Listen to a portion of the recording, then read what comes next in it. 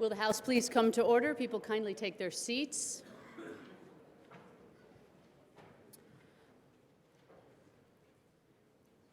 Madam Sergeant-at-Arms.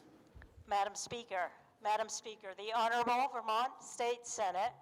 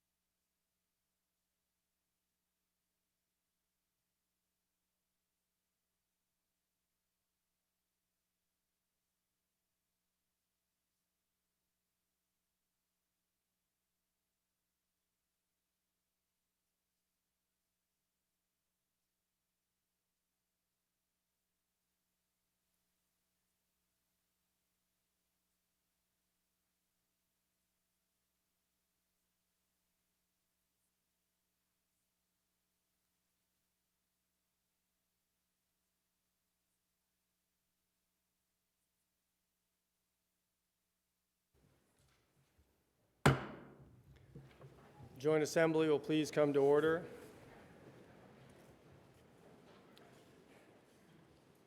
This Joint Assembly is convened pursuant to the provisions of JRS 30, which the clerk will now read. JRS 30, Joint Resolution to provide for a joint assembly to hear the budget message of the Governor.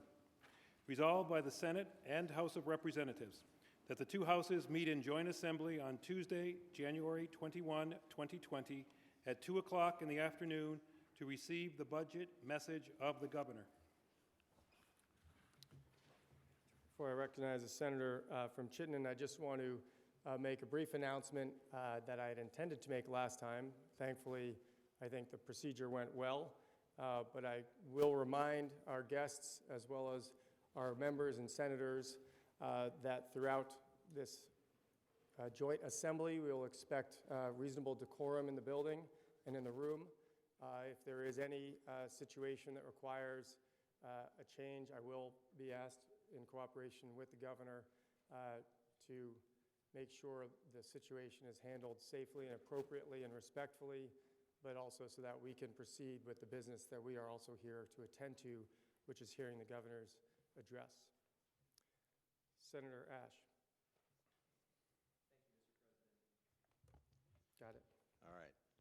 At this time, I move that a committee of 6 be appointed by the chair to wait upon His Excellency, the Governor, and escort him into this chamber for the purpose of receiving his budget message. Now, the Senator from Chittenden District has moved that a committee of 6 be appointed by the chair to wait upon His Excellency, the Governor, and escort him into this chamber for the purpose of receiving his budget message. Are you ready for the question? If so, all those in favor, please signify by saying aye. Aye. All those opposed signify by saying no. The ayes have it, and the motion is carried. The chair appoints the member from Danville, Representative Toll, the member from Calais, Representative Ansell, the member from Rutland City, Representative Fagan, the senator from Caledonia District, Senator Kitchell, the senator from Washington District, Senator Cummings, and the senator from Franklin District, Senator Brock. Will the committee please assemble and perform the duties assigned to it?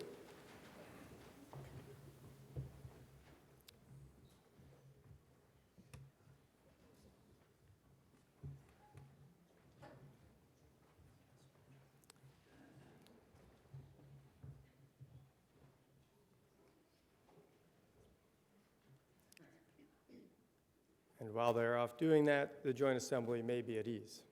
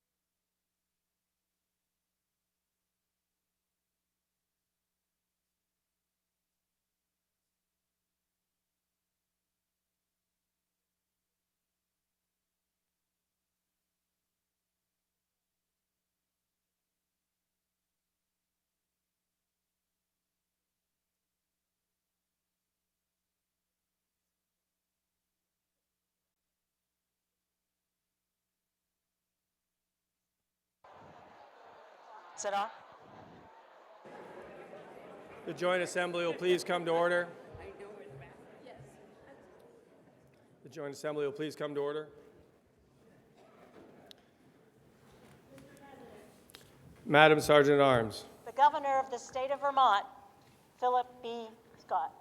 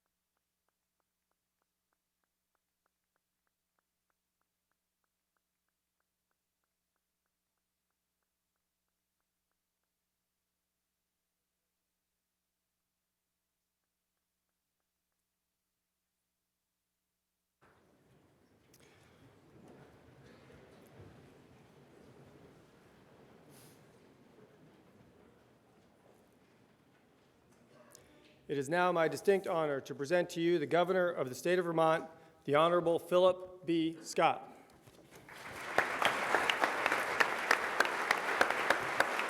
That's your water to your left. I've got mine over here. Thank you. Thank you very much. Thank you. Thank you. Please.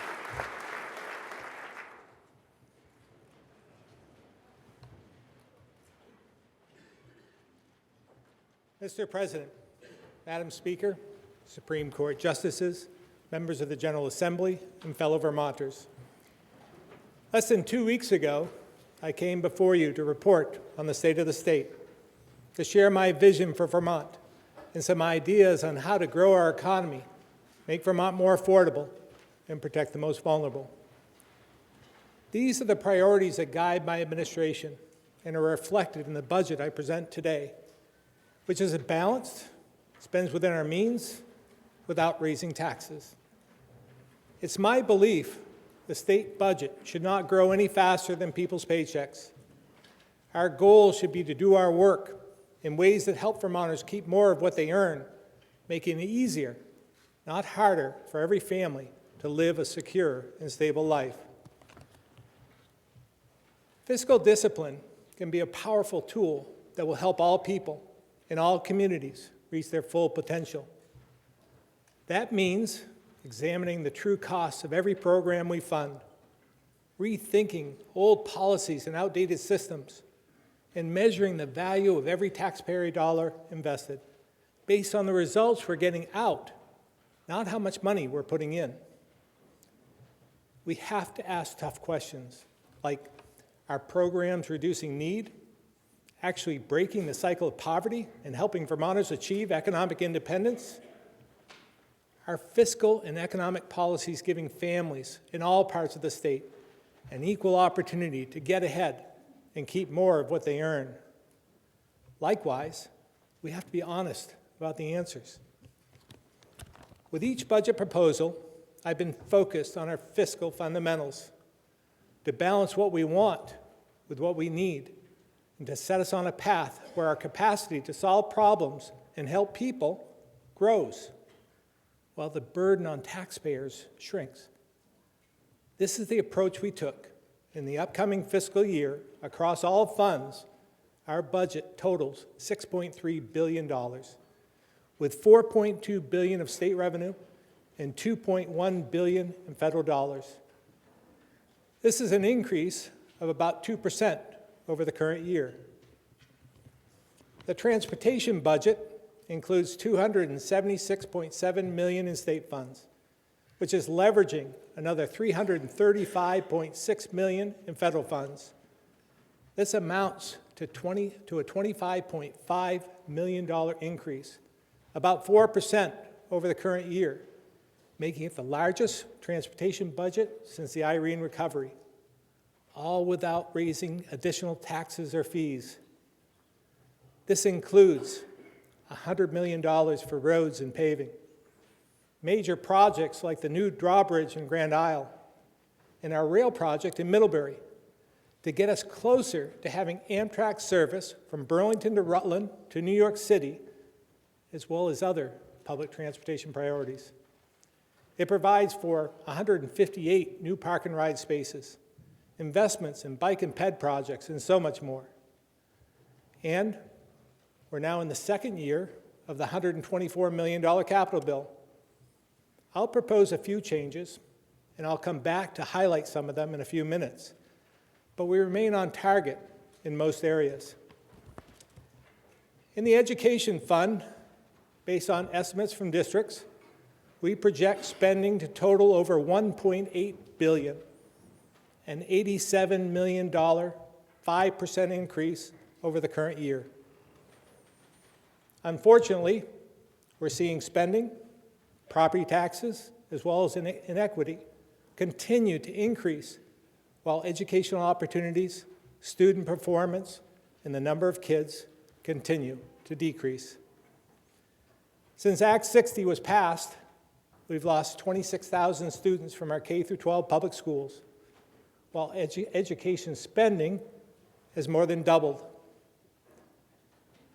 The general fund budget I'm presenting spends $1.7 billion, which is an increase of 2.8%, or $46 million over the current year. But here's the frustrating part. Even with organic revenue growth, we still started building our budget with a $70 million gap. And even with consistent revenue growth, each year we've had to make difficult decisions with reductions to agencies, departments, programs, and services. In December, the Tax Structure Commission issued a report making it clear that without intervention, only the greater Burlington area is likely to grow, while the rest of the state gets smaller, with fewer workers, jobs, and resources to support schools, hospitals, and communities. The rating agencies have also warned us about the impact of our demographics, resulting in the recent bond rating downgrade. And we could see more if we fail to address this issue. Our demographic crisis is without question the greatest challenge we face as a state. Confronting this crisis is the only way we'll be able to address other critical needs, whether it's human services, public safety, transportation, or climate change and transitioning to a clean energy economy. Addressing this reality is crucial to Vermont's future. But here's the thing. We can fix it, so long as we resist the temptation to ignore it, get distracted by politics, or become deterred by the hard work. And, like I said in my State of the State address, if we work together to face this challenge head-on, then our businesses and economy will grow, putting more kids in our schools, broadening our tax base, and making our communities stronger and more resilient than ever before. There are a few obvious areas we can look in order to make substantial gains in addressing our financial pressures. One of them is our $4.5 billion retirement liability. This year's general fund payment on that obligation is $199 million, which is $8 million more than last year. As I've said, if you're interested, I remain willing to work with you on this issue. But in the meantime, let's focus on the areas where we have more consensus. To start, my budget prioritizes spending to prevent root causes rather than just treat consequences. To do that, the Department of Finance and Management, working closely with every agency, department, and division, has worked to find efficiencies, make structural changes, and create savings in order to reinvest in areas that prevent problems in the first place, which will further reduce costs over time. For example, we can help babies from high-risk families when they arrive home as newborns. By investing $1 million more in our home visiting program, we can cover roughly a quarter of all the babies born each year, giving these parents the support they need to build a better foundation for their kids. This model has improved the health of babies and moms, reduced costs of child protection, special education, substance abuse, and criminal justice services down the road, and put families on a path to economic self-sufficiency. Coupled with the universal after-school network I proposed in the state of the state, and expanding mental health services in schools, we can prevent serious problems before they develop and give every child the hope and opportunity they need and deserve.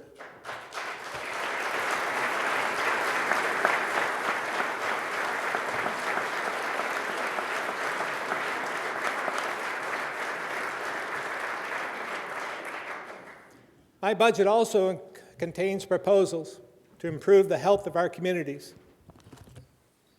Tragically, suicide is a growing risk around the country, and we know all too well Vermont is not immune. Our approach must focus on early intervention for those at risk. That's why my budget invests over $1 million more in suicide prevention and mental health services. This includes strengthening our Prevention Lifeline network and increased investment in proven programs like the Zero Suicide Initiative and others serving seniors and veterans. And I'd like to pilot a new mental health mobile response unit. In other states, this model has reduced emergency room visits and hospital admissions, saved many hours of law enforcement time, and helped foster kids find stability. I propose to begin this initiative in Rutland, and if it's successful, with your support, we can work to expand it statewide. Our Agency of Human Services and Department of Public Safety are also working together to expand an initiative that partners social workers with troopers. We'll be able to triple the number of barracks where we embed these professionals, which will reduce the volume of emergency calls, hospitalizations, and court involvement for some of our most vulnerable Vermonters, all within existing resources.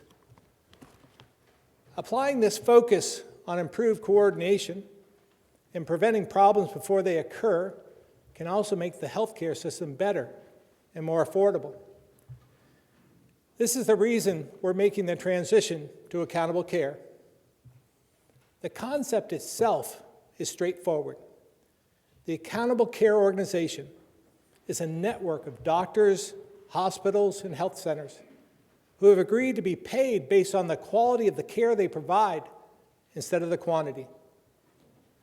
The challenge is changing the way we pay for something that's 20% of our state's economy without making it harder to access care, adding new costs, or reducing quality.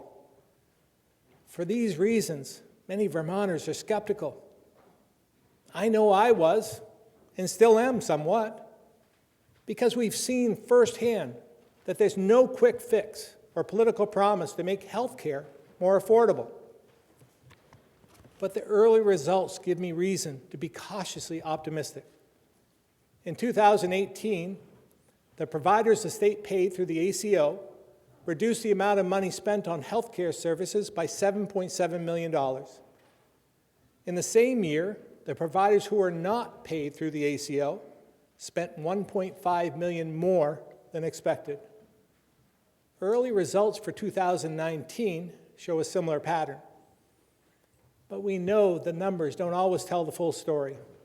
So here's a real-life example of how we can improve care and reduce costs. Before this initiative began, a Vermonter in their mid-40s with several complex conditions wasn't getting the primary care and support they needed and ended up in the emergency department 6 times in 1 year. But the next year, doctors participating in the ACO put together a plan focused on regular communication and managing the factors that sent them to the emergency room. This more personal and better managed approach was successful. This person didn't have to go to the ER at all, and the cost of their care decreased by 60%, saving tens of thousands of dollars. Now, I understand. The ACO has done a great job explaining how they're improving people's health and reducing costs.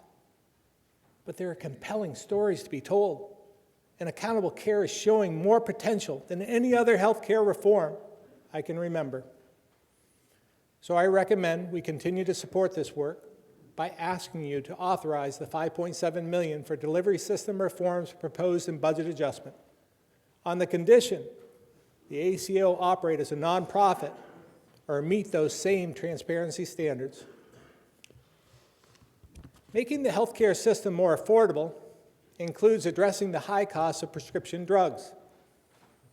Thanks to your legislation and the work of my administration, we're one of only 4 states moving forward with the design of a prescription importation program and pursuing federal authorization.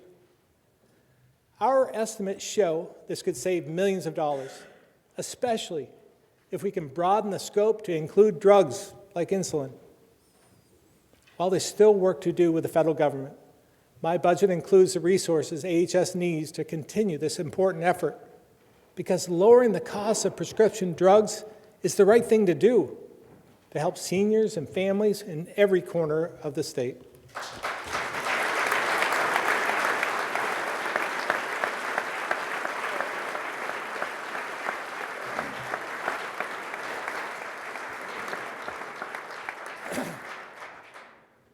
Ultimately, to put all Vermonters on a better path, we must increase economic opportunity in each of our 14 counties. That's why this budget includes more investments in downtowns and regional economic centers, and tools to help employers survive and create more good-paying jobs.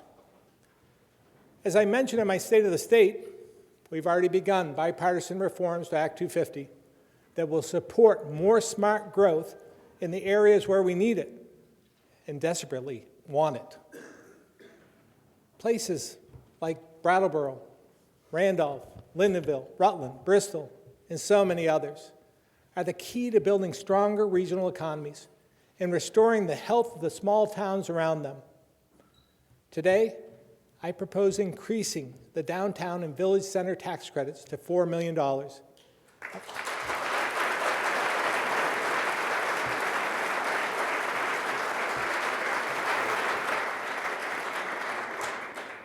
This is a $1.4 million increase.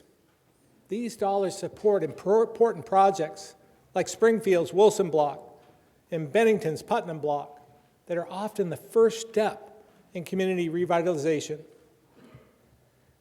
Over the last couple of decades, we've also seen how successful tax increment financing can be.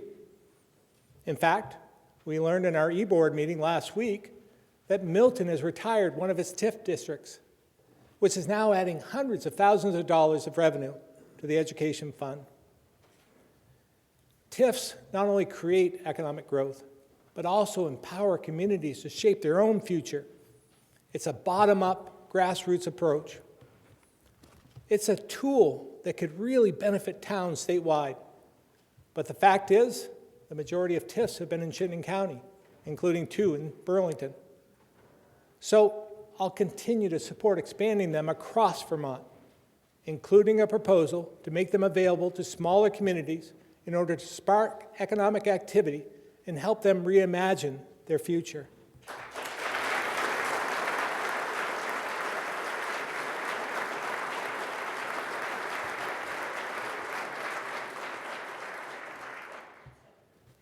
There are many other opportunities to support our regional economic centers and the smaller communities around them. For example, after setbacks caused by the EB-5 fraud, the city of Newport is now poised for a once-in-a-generation redevelopment. They've done a lot of thoughtful planning, investing in their downtown and leveraging the outdoor economy. So, the capital bill now includes $1.5 million to begin the process of helping to revitalize Main Street. This will help bring public and private investment together to implement a larger vision for Newport and the Northeast Kingdom.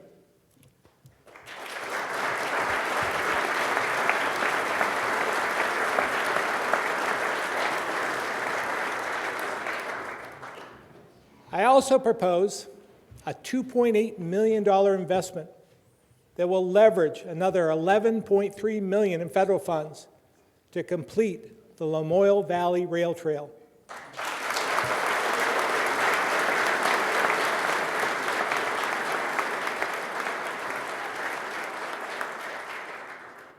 This 93-mile, four-season, multi-use path that began in 2006 will span northern Vermont, from St. Johnsbury to Swanton.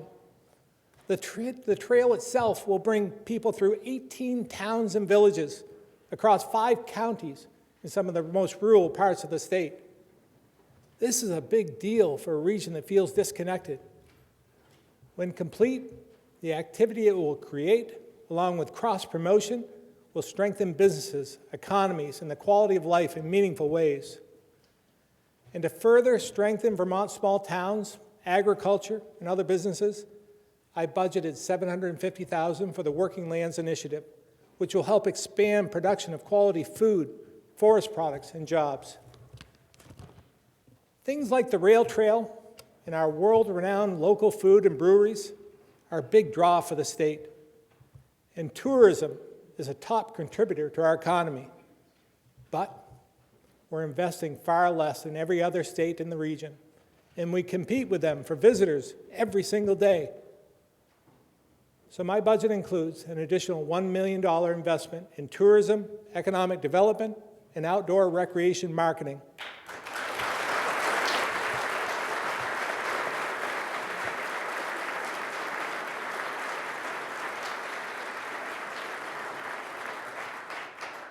Let's couple the most beautiful state in the nation with an increased investment to remind the 70 million people who live within a 6-hour drive that we're not only a great place to visit, but also to live, work, play, and hopefully invest in.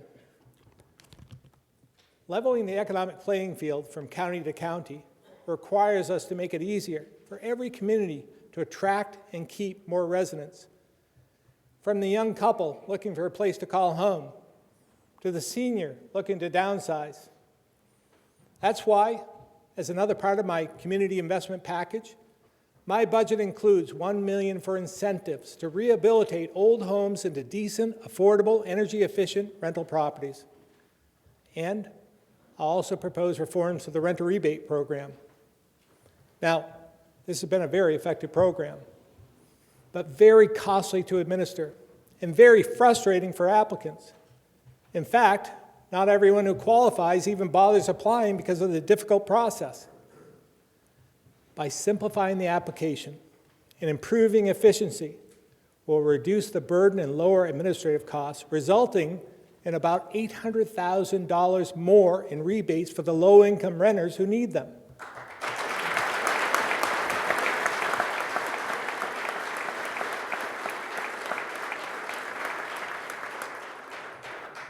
This is an important reminder that when we take the time to rethink how we do things, we can almost always find a better, more efficient way and pass the savings on to Vermonters. We must also make sure we're responding to the needs of employers and taking advantage of opportunities in the global economy. First, let's make it easier to start, register, and operate a business here. Working with the Secretary of State, my budget includes $1 million for a streamlined and online business portal, which will make it much easier for them to navigate state government.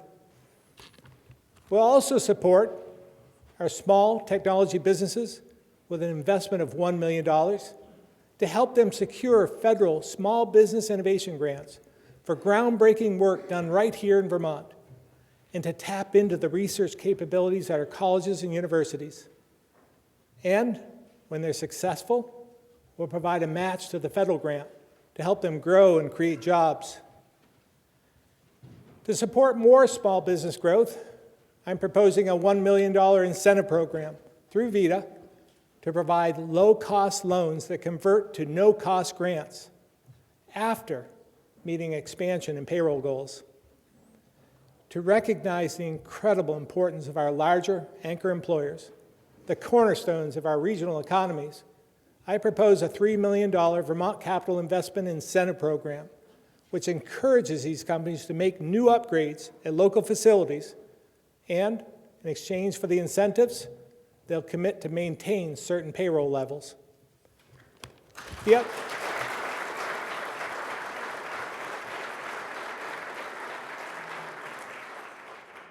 The other part of the equation to help our businesses and communities thrive is expanding and strengthening our workforce. We know the benefits of accessible, affordable childcare for parents, kids, and our economy, which is why we've worked together to increase funding by 30%, about $10 million over the last 3 years. And these investments are working. Let's build on this success with an additional $3 million for child care assistance. And let's also expand the lottery and commit these new revenues to this initiative each year moving forward.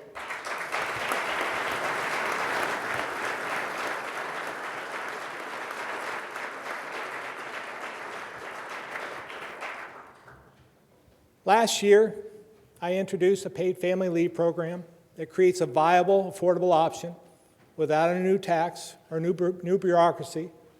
It's voluntary and offers flexibility.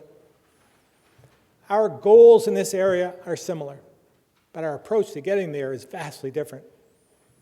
I hear every day that one of the major hurdles to staying or relocating here is the affordability of life in Vermont. This includes taxes and fees. That's why I cannot support a new $29 million payroll tax on working Vermonters.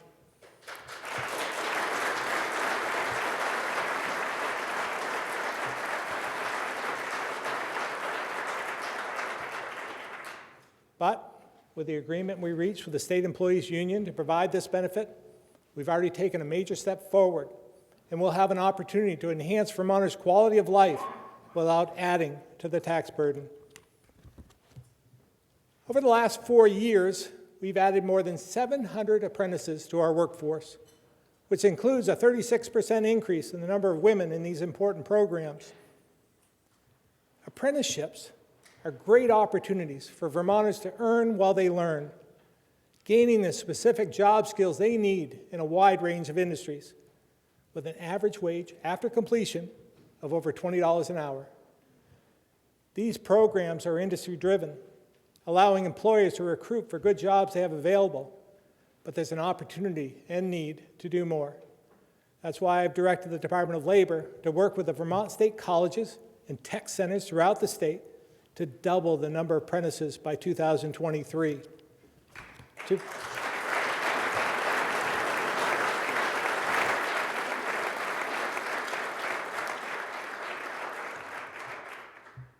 further increase training, I've also asked DOL and the Agency of Education to work with the state colleges to align our adult education and adult CTE system with CCV, VTC, our tech centers, and regional stakeholders. This will create a seamless pathway from school to training to work. It brings together those who need new skills to get a good job and businesses looking for employees. It will also help state colleges expand their reach into our communities.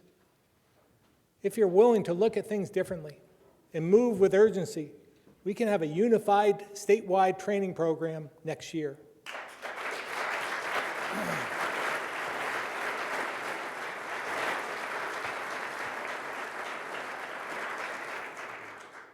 While these will be valuable steps, we need to do more to keep our high school and college graduates here contributing to our communities. With one of the lowest unemployment rates in the nation, we hear about our growing labor shortage in every sector on a daily basis. But one area that's especially alarming is the shortage of nurses.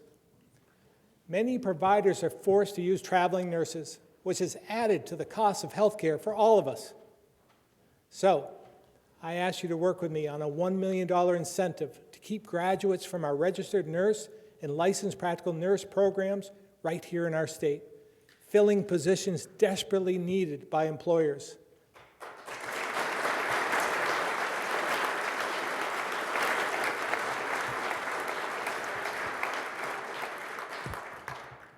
We'll also continue our efforts to recruit more people to live and work here. This includes increased funding for DOL's Vermont Relocation Assistance Program to ensure folks interested in moving here have the information they need about jobs, housing, and opportunities available to them across the state.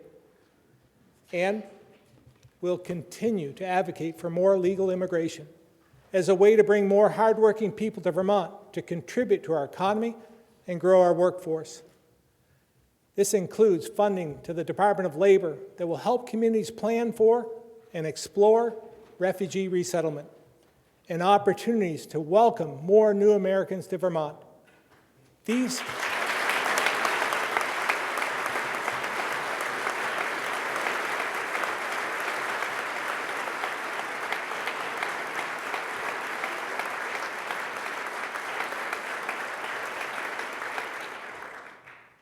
efforts not only benefit our state, they also signal we're committed to the values this nation was built on, that America is still a land of opportunity for all who seek freedom from oppression, security for their families, or in some cases, just a fresh start.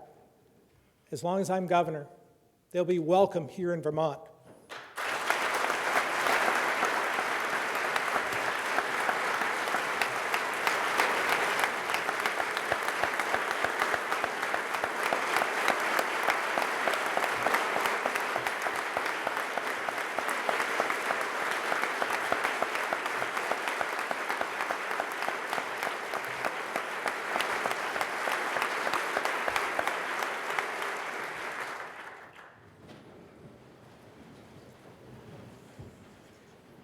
And to create an incentive for military veterans to return to Vermont and join our workforce, I'm once again proposing to exempt military retirement pay from the income tax.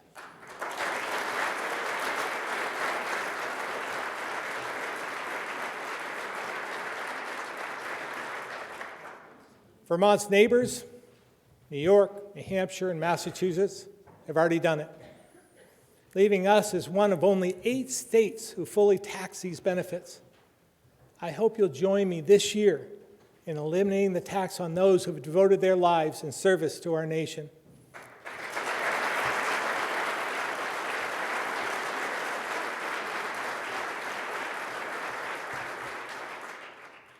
While targeted tax relief can help us retain and attract more taxpayers, the fact is, it's not enough.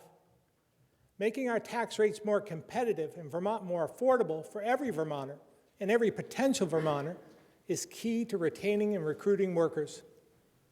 That's why, as I said at the beginning, this budget does not raise taxes. While we make Vermont more affordable, we must continue to leverage and therefore strengthen our quality of life and environment. We're 4 years into our 20-year, $1 billion Clean Water Initiative. And it shows that with careful work tied to specific outcomes, we can develop, fund, and implement a plan that has positive economic and environmental results. Since the passage of Vermont's Clean Water Act, the state has awarded $138 million for projects statewide. In total, these infrastructure investments have reduced phosphorus runoff by more than 36,000 pounds, making a difference in our water quality, public health, flood resilience, outdoor recreation, and so much more. Our work on clean water began with a process that inventoried what we were already doing, what more we needed to do, how much it would cost, and how to fund it. We should learn from this and use it as a model for our work to build a clean energy economy and combat climate change. We've seen how climate change is affecting our environment, natural resources, and economy. That's why I'm committed to meeting our greenhouse gas emission goals with incentives and innovation not penalties or barriers to growth.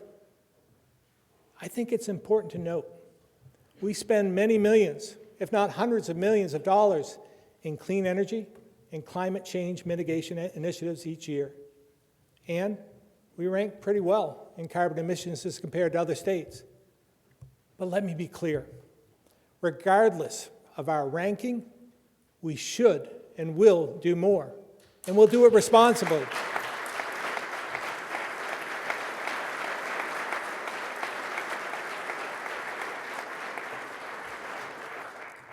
On top of everything we're already doing, and everything I'm proposing in this budget, I propose committing 25% of all future end-of-year budget surpluses for additional investments that address climate change, specifically for initiatives that support weatherization or electrification. To put this in perspective, had we done this last year, we'd be investing about $10 million more in climate change initiatives right now. Now, driving an EV is proving to be economical.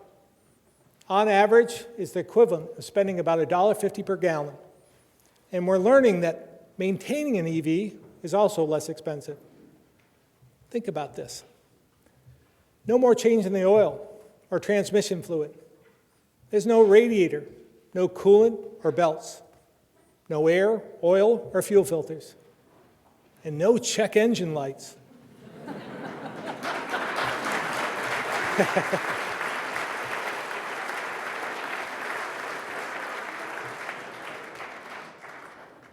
Check engine lights affected over 36,000 vehicles during inspections in Vermont last year. That frustration alone should make us all want to consider an EV. However, we know higher purchase prices, lack of consumer knowledge, and the distance between public charging stations remain barriers to buying one. My budget proposes to invest $3 million to address these obstacles and help meet our climate and energy goals. To encourage the sale of EVs, we'll increase funding for incentives, consumer education, and support services. And it makes investments for more charging stations on our highways and at our workplaces. We must make this transition. But regardless of what powers your vehicle, if you're using our roads and bridges, you should contribute to maintaining them.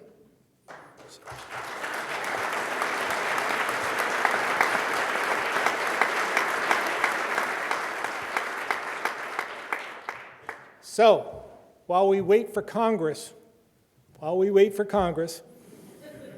work on a national solution, electric utilities have introduced EV-specific rates and will recommend a pilot program for the collection of revenue from EV charging stations to support long-term transportation maintenance. We have to acknowledge that adding thousands more EVs will have an impact on the grid. As the Vermont Council on Rural Development said, we can address climate change while also generating economic activity, creating jobs, attracting new Vermonters, and other benefits. To do this, we need to encourage the expansion and creation of companies that focus on energy storage, grid modernization, and more. My $3.15 million clean grid modernization package will encourage companies to start and expand here by making R&D work eligible for a tax credit, and will provide $2 million in capital and technical assistance, and to send a crystal clear message about how highly we value climate economy employers and how much we want them to be part of our future, I propose we eliminate the corporate income tax on these job creators.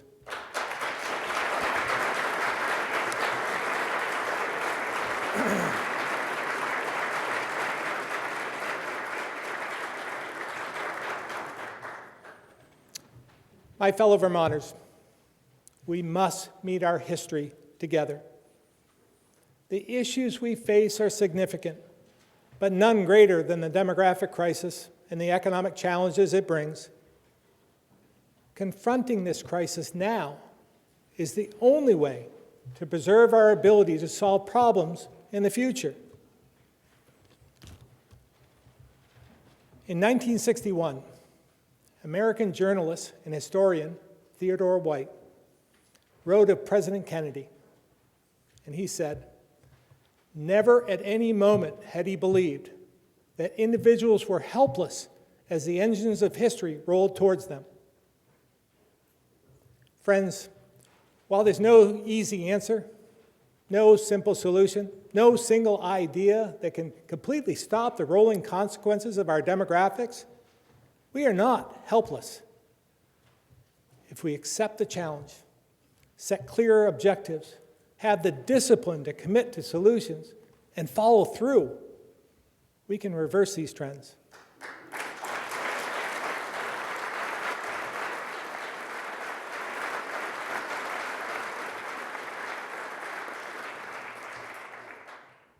We can restore economic vitality to every corner of our state.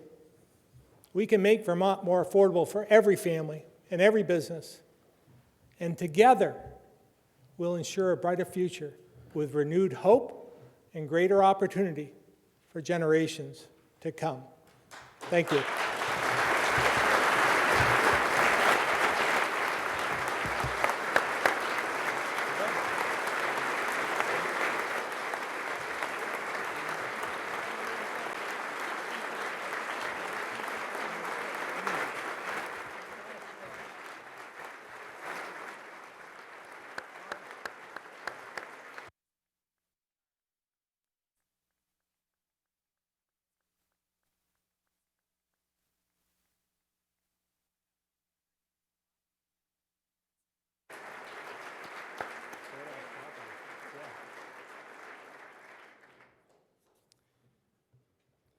Will the committee please reassemble and escort the governor from the chamber?